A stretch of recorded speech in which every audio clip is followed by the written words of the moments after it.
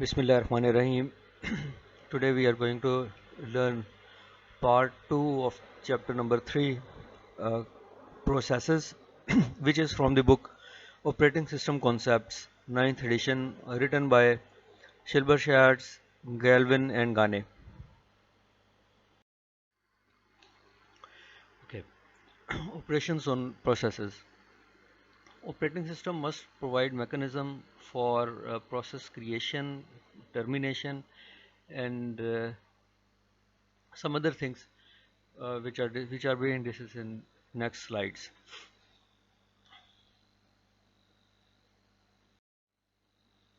Okay, process creation.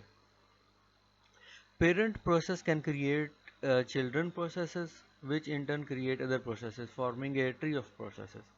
So a tree is formed like parent, children, and children of children. Generally, processes identified and managed via process identifier, which is the short of it is PID, which is called process identifier.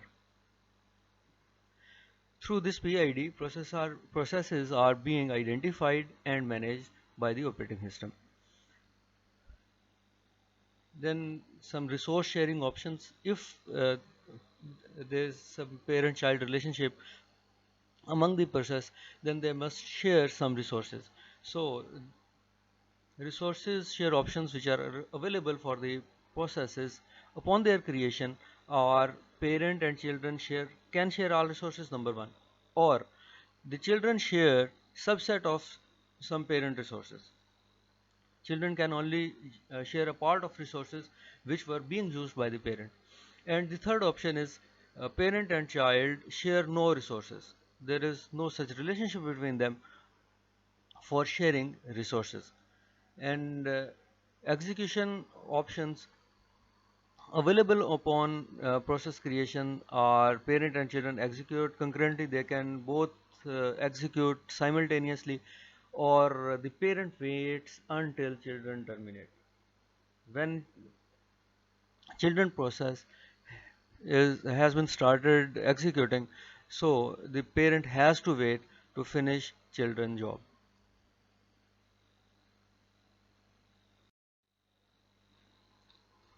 Okay, here is an example of a tree of processes in Linux.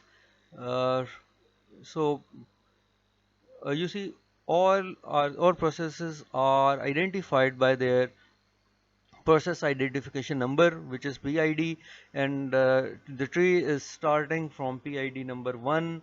Then you can see other PID, and no two of these PIDs are same.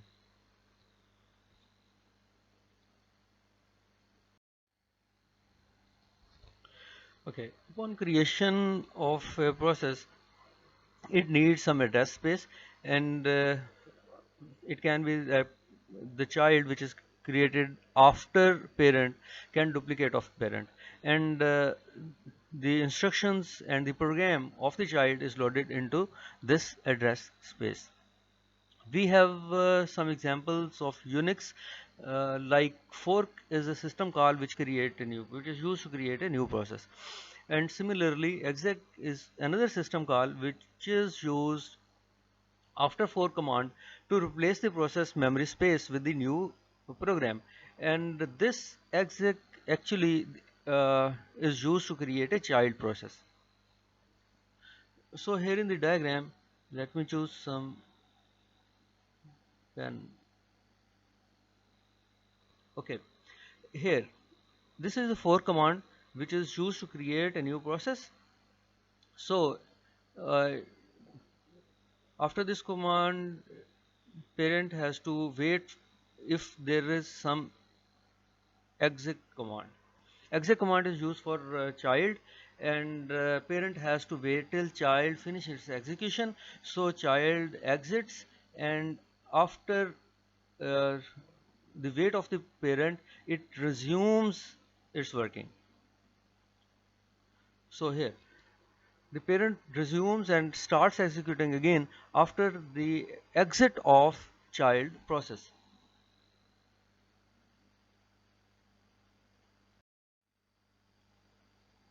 Okay. Another thing which operating system does for the processes is process termination. Process executes last statement and then asks operating system to delete it using exit system call. So after the last statement, last executed statement, uh, when there is no more statement to execute, the process asks operating system, requests operating system to delete it. Okay, and for this purpose, exit system call is used. This exit system call returns status data from child to parent via wait, and also process resources which were allocated with the start of the process. Now it's time to deallocate them, and this deallocation is done by the operating system. Parent may terminate the execution of children process using abort system call. The upper case was, the previous case was when all the statements, all the program was finished and there were no more statements to execute, so exit system call was used. But if a parent wish to terminate, it can. So if parent wish to terminate a children process, it can use abort system call. And why parent deletes or abort child process? There are some reasons. The number one reason is child has executed allocated resources. Child has exceeded allocated. All resources which were allocated to the children have been uh, used in excess. This was the first reason. Another reason could be task assigned to child is no longer required. The task which was for which the children were being created has no longer required. And reason uh, another reason for using abort system call is the parent is exiting and the operating system does not wish a child to continue if its parent terminates. It is obligation of the operating system to exit or terminate child if parent is exiting. So this is the rule governed by the operating system, that if child cannot continue to operate or execute if its parent is no longer available in the system.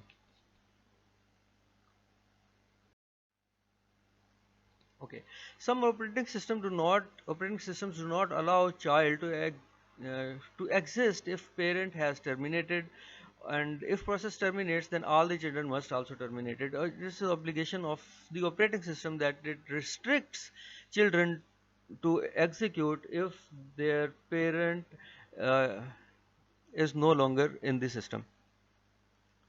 Another termination is cascading termination. All children, grandchildren are terminated. It is called cascading termination.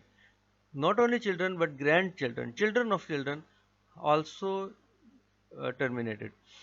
And the termination is initiated by the operating system. It is duty, it is uh, part of work of operating system to the terminate the process. Okay. The parent process may wait for termination of child process by using wait system call. So wait system call can be used for the wait of child process uh, to be in the system, to remain in the system. The call returns status information and process ID of terminated process, like uh, as wait system call returns the status and returns the process ID of that specific process. If no parent waiting, if no parent waiting, then process is zombie. If no parent waiting, then process is zombie. Like this process, which is a children process, which was a child process and was being executed by the system, but uh, its parent is no longer in wait of it, so it did not invoke wait call, and so the process is zombie. But if the parent is terminated without invoking wait, then this process is called orphan. There is two type of the process of child, which can be zombie or orphan. Zombie, if no parent is waiting and did not invoke wait call, and also the wait call is not invoked, but the parent was terminated because it finished its working and it terminated. So the uh, the child which was in the memory and executing by the processor is called orphan. Okay. There is another example of multiprocess architecture which is used by the Chrome browser. Like many web browsers run as single process, and some still do, the old ones. Like a single process is executing. Okay. The drawback of it is drawback of the single process in an browser is that if one website crashes, entire browser crashes. Okay. Google Chrome browser is multi-process with three different type of process. Google Chrome browser is multi-process which has three different type of processes, which are browser process, renderer process, and plugin process. These processes uh, are being executed simultaneously. Like browser process manages user interface, its memory, disk, and network input output utilities, etc. And similarly, the renderer process renders web pages. It actually manipulates and checks and something do better for the web pages to display them correctly, and deals with the HTML, JavaScript. A new renderer created for each website opened. This is the main edge of the this multi-process browser, which is Chrome browser, that a new renderer is created every time a website is opened. Every time a new tab is opened, a new renderer is created. Also, plugin process for each type of plugin. Uh, if there are some plugin being used by the and by the browser, so for every plugin there will be a new plugin process. Okay, here in the figure you can see that every new tab represents a separate process.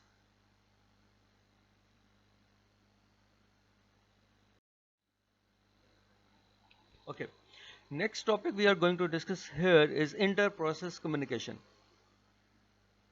Processes within the system may be independent or they cooperate with each other. Cooperating process can affect or be affected by other processes, including sharing data. And if two processes are being cooperate are cooperating each other, if two processes are cooperating each other, then they must share some data. And why process cooperate with each other? There are some reasons. For example, they need to share the information, they need to speed up the communication, and they need to uh, divide and conquer. They need to modularity is one issue for cooperating among the for the cooperation among the processes, and for some convenience the operating system process cooperate with each other. Cooperating process need inter-process communication. If two or more processes are cooperating with each other, they definitely need some inter-process communication, and in short, it is called IPC. There are two models of this inter-process communication. One is called shared memory, and other is called message passing.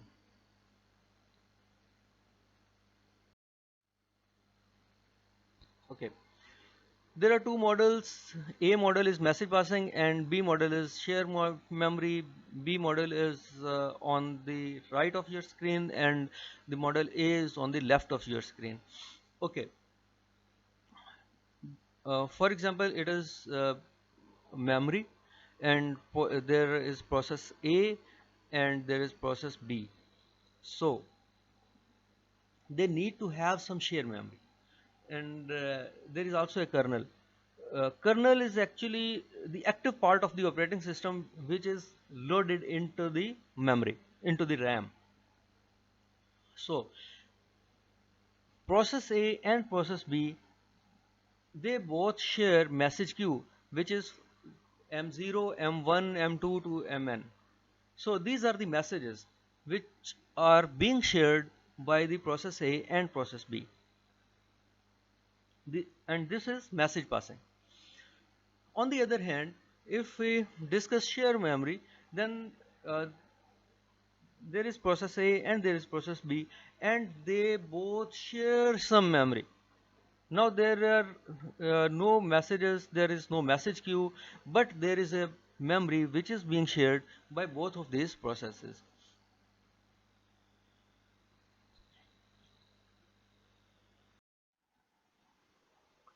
Okay, if two processes are cooperating with each other, there comes a problem which is called producer consumer problem. Okay, in this model of cooperating process, produces some information that is being consumed by the consumer process. So if this scenario is occurring, then there are two types of things. Number one is unbounded buffer, which places no practical limit on the size of the buffer. So the buffer is unbound. And the other type is bounded buffer, that it assumes that there is a fixed buffer size.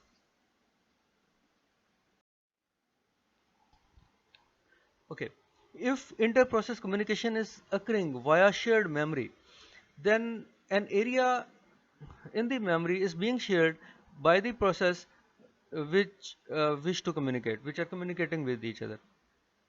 And also the communication is under control of the user processes, not the operating system. This communication, this is the major part to understand, that the operating system has no concern with this shared memory. This is being managed by the user processes. And major issues is to provide mechanism that will allow the user processes to synchronize with their actions when they access the shared memory. If they do not synchronize, the lot of uh, bad things can occur.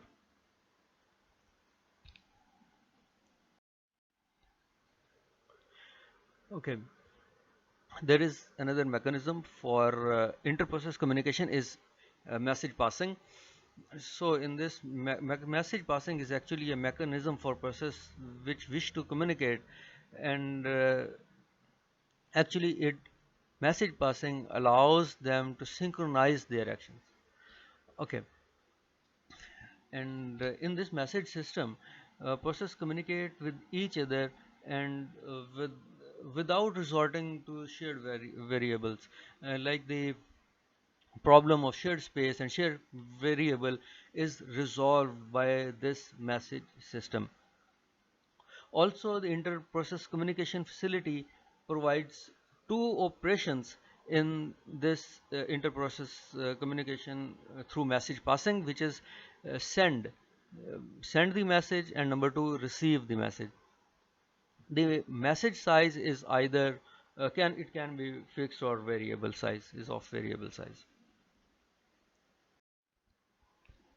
For example, if we have a process P and we have another process Q, and these both processes wish to communicate, then they need to do two things. Number one, they need to establish a communication link between them, and also they need to exchange message. The second thing which they need to do is exchange of messages via send or receive. But for doing so, uh, in the implementation of the communication through message passing, there are some issues. And these implementation issues are: number one, how the link will be established; number two, can a link be associated with more than two processes? It is a implementation problem that we need to define, that can a link be associated with more than two processes. And another issue is that how many links can be there between a pair of communicating process. Like there are two processes, one is process P and the other is process 2. Can there be more than one link or one link? This is a big implementation issue. And also another issue is, what will be the capacity of the link, how many messages it can hold, this link can hold. So it's a implementation issue. And another issue is the size of message that the link can accommodate is uh, is uh, is fixed or is of variable length. So it has to be managed. And another thing we need to accommodate is, uh, do we need a unidirectional link, or in this message passing communication we need a bidirectional link? So these were the some implementation issues. Okay. In implementation of communication link, when we use the technique message passing, there are two aspects. One aspect is physical and other is logical. As far as physical aspect is concerned, then here implementation issue, you can say it's an issue that we need to know that, number one, how much is shared memory; number two, we need to know that uh, which hardware bus will be used for this message passing; and number three, network. If two processes are not on the you can say they are not on the same system, then which network will be used? And there is another logical aspect, that if this communication is being occurred directly or indirectly. Directly means sender sends the message and it is consumed by the receiver directly, or there is some another intermediate process which is carrying this message to the destination and to the receiver. So this is we need to know, and this is logical issue. So another thing which is logical uh, is the type of communication, that is it is synchronous or asynchronous. Synchronous, you can understand this term by, if it is synchronous then there must be some feedback, and in asynchronous there is no feedback. So this is one aspect of synchronous and asynchronous communication. And also we need to know that if this buffering is automatic or explicit. So in automatic type of buffering, the buffer size is indefinite, and in explicit buffering we need to know that how much bigger is the buffer is.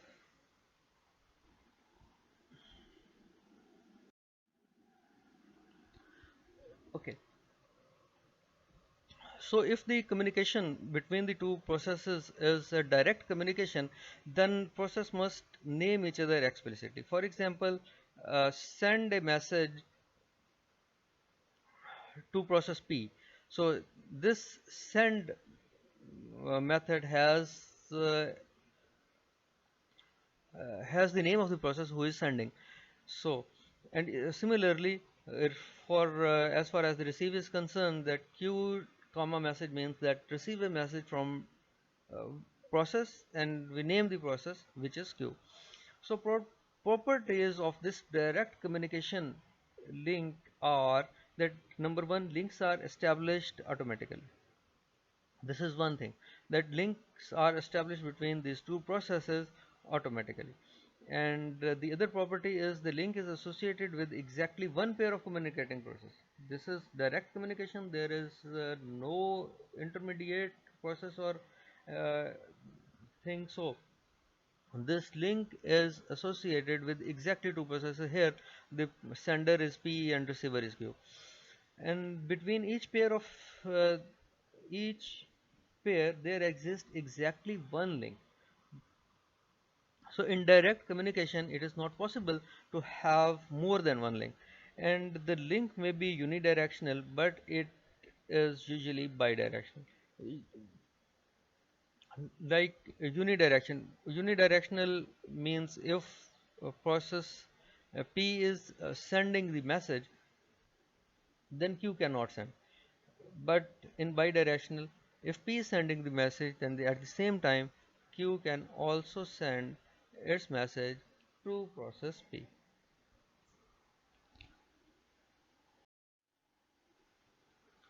Okay, for indirect communication, we need some intermediate product. So messages are directed and received from mailboxes. So mailboxes is that intermediate thing, which is also referred as port. Each mailbox has its unique ID. So it's property of mailbox that it has its unique ID, and the process can communicate if they share a mailbox. For example, if process P wants to communicate with process Q, then they need to share they both need to share one mailbox. Okay, the properties for this indirect communication link are: number one, link established only if process share a common mailbox. This is a common thing, that if they both process P and process Q are sharing the same mailbox, they can establish a link between them. And this link may be associated with many processes. A link now it is not a direct communication. So if a link is established, and this can be uh, used by as many of the processes. So each pair of processes may share several communication links. So each pair, like P and Q, can share more than one link. Another uh, Q and S, they can share more than one link, and so on. And in this case, in this indirect communication case, the link, this link, which can be more than one, it can be directional, or this link can be a bidirectional.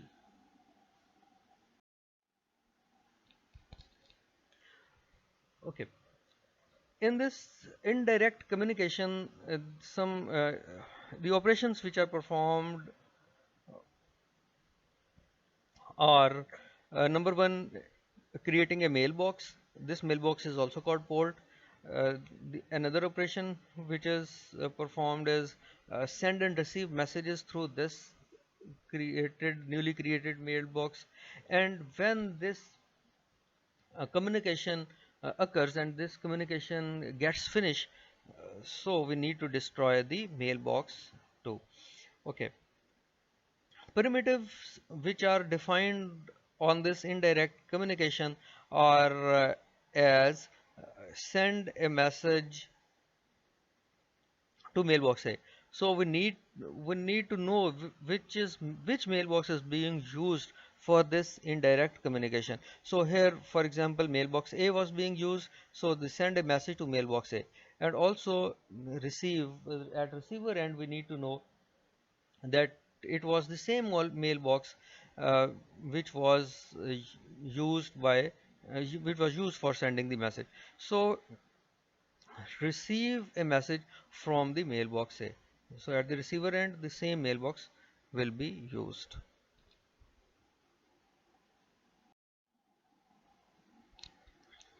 Okay. In the if the communication is indirect, then there must be a mailbox sharing option. So process 1, process 2, and P3, for example, these three processes share same mailbox, which is mailbox A. So If process P sends and process P2 and P3 are at receiving end, then who will get message? This is the problem. So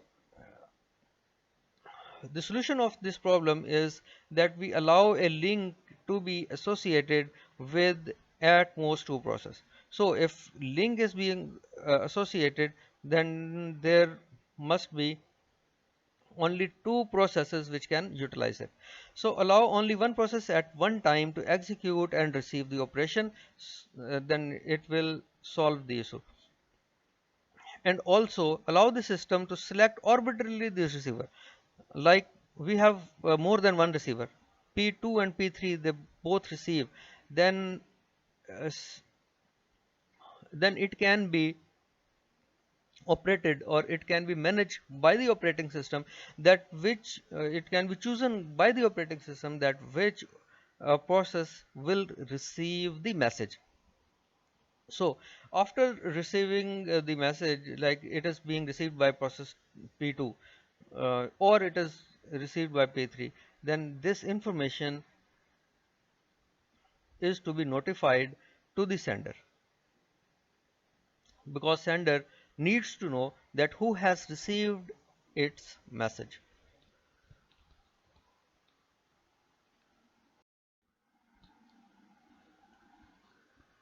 Okay. Uh, when inter-process communication is done by message passing, uh, we need buffering. So we have queue of messages attached to the link between sender and the receiver, and also this queue of messages in the link is implemented as one of these three ways. These three ways are zero capacity, bounded capacity, and third one is unbounded capacity. Zero capacity means that message do not have to wait, because there is no message is queued in the link, and sender must wait for the receiver to be ready for sending the message, and this procedure is called rendezvous. Okay, as far as bounded capacity is concerned, this is type of buffering where finite length of number of messages are known, and sender must wait if link is full. If link is full, then sender must wait uh, because of the limitation of the capacity of the buffer. Okay, and for unbounded capacity, it has like infinite length of messages can be attached to a link, so the sender never waits. As far as the message is ready, sender sends it to the receiver, and this new message is pushed into the buffer.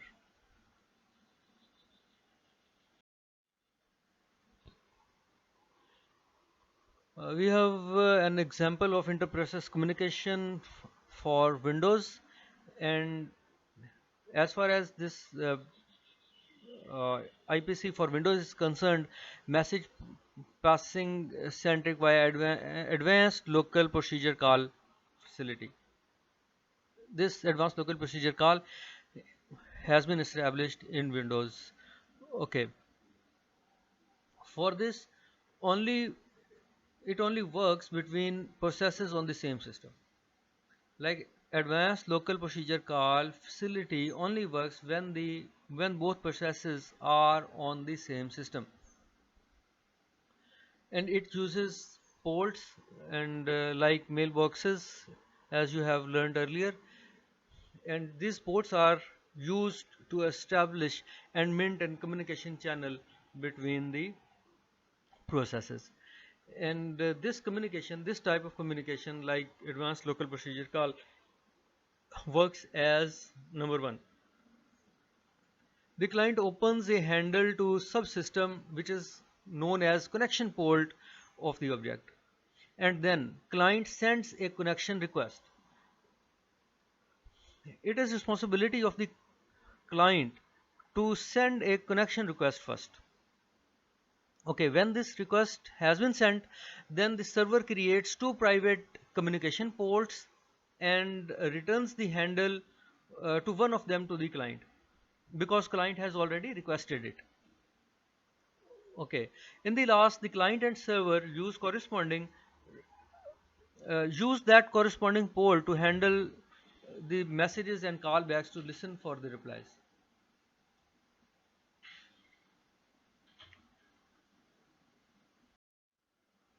Okay, this is local procedure call in Windows, and this diagram you can on the right side of your screen is server, and on the left side screen is client, and it is responsibility of the client to request for a connection, and through connection port it requests, and then a handle is created on the server side.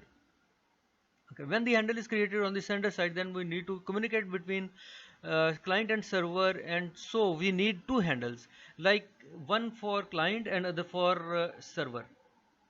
And this is done by client communication port and server side communication ports.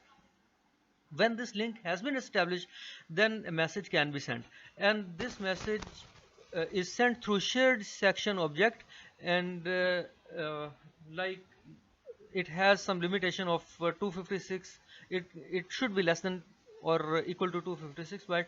But thing to note here is this, that this link and this local procedure call in Windows uh, is a two-way communication. Like client can send message to server, and also server can reply back to the client.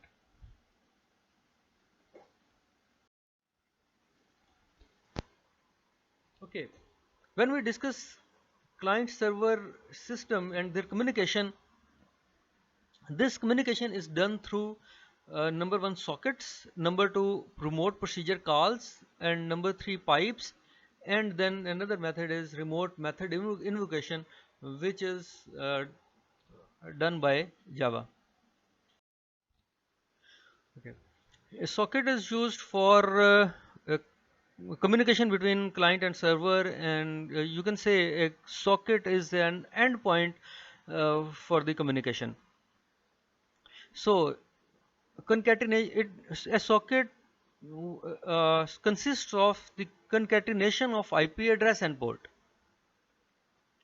So the number included at the start of message packet to differentiate network services on the host, and it is concatenated such that IP address comes first, and then after colon there is a port number.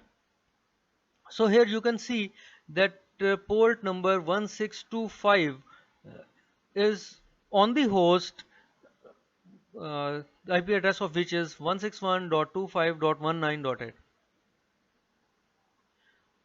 So the both after concatenation, this IP address and the port is called socket.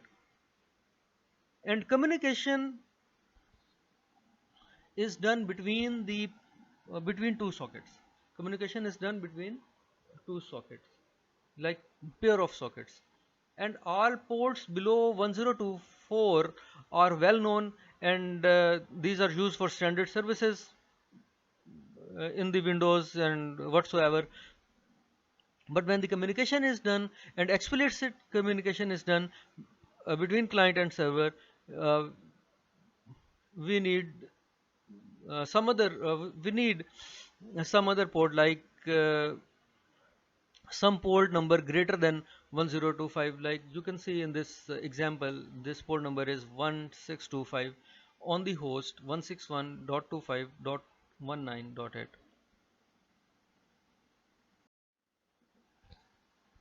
Okay, this is an example of socket communication, that we have web server and we have an host.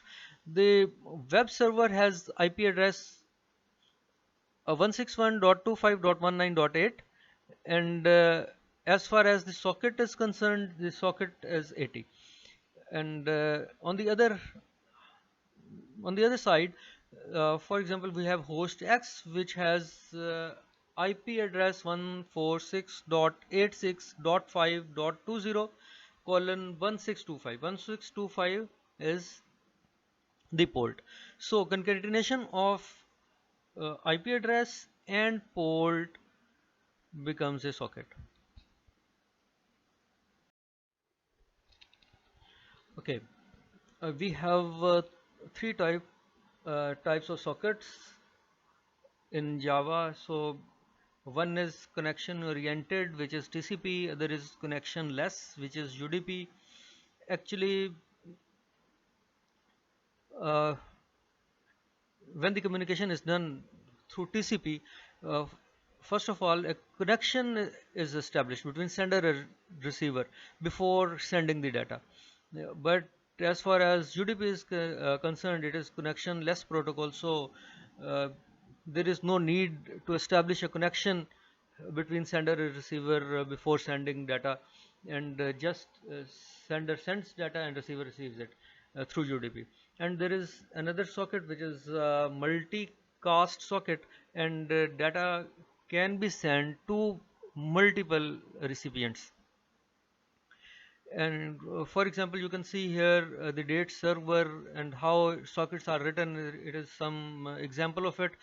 uh, First of all, there are import libraries java.net and java.io, and then there is a class date server. And in the implementation of this class, there are method which is try and catch method. So in the try section of the code, server socket is defined, its port number is defined, the communication protocol is defined, and how communication will occur, all this thing. And while in the other section, which is the catch section, if some exception, input output exception, or some other error occurs, then this catch part will invoke.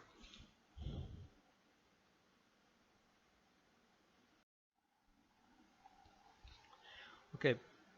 We have remote procedure calls for communication between client and server, and in this case, uh, the communication between client and server, that the client or server are no longer on the, maybe they are on different machines, and they are even on the, they are not even on the same network. So for remote procedure calls, it is communication between the processes which are on network systems. So again, it uses ports for service differentiation, and for remote procedure call we need stubs, that client side proxy for actual procedure uh, to be gone through on the server, and also the client side stub which locates the server, and this client side stub controls or marshals the parameters which are used for communication between client and server. And also the server side stub receives, when receives this message, it unpacks the marshaled parameters, controlled parameters, and then it performs the procedure on the server uh, according to those marshaled or controlled parameters. Actually, it controls the how procedure it controls the procedure of communication between client and server. And on Windows, stub code compile from specific written in uh, language, and this language for Windows is Microsoft Interface Definition Language, which is shortened as MIDL.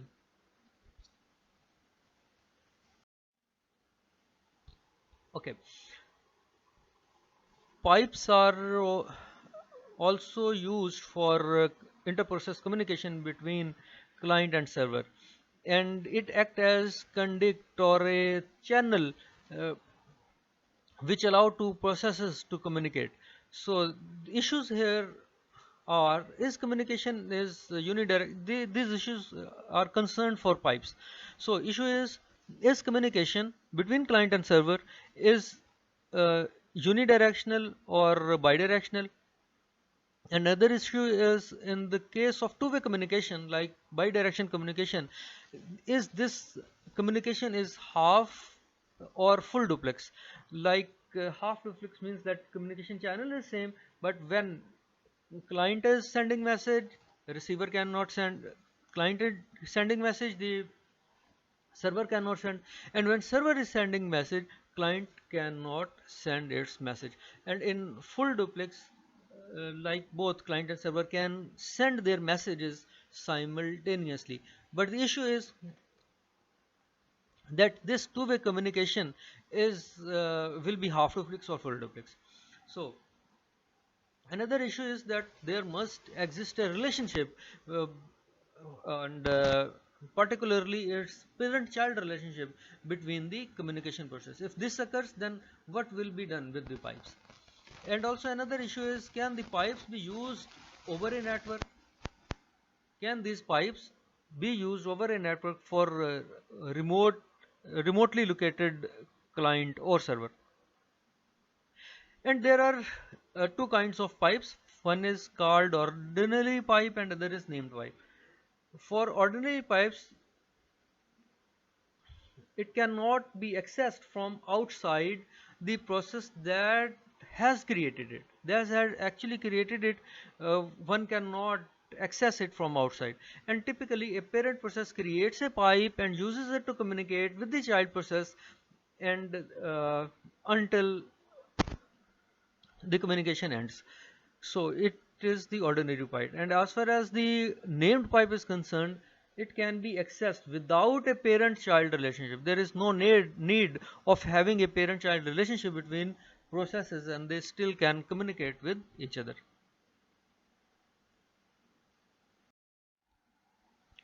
Okay, here our chapter number 3, which was processes ends, and thanks for listening.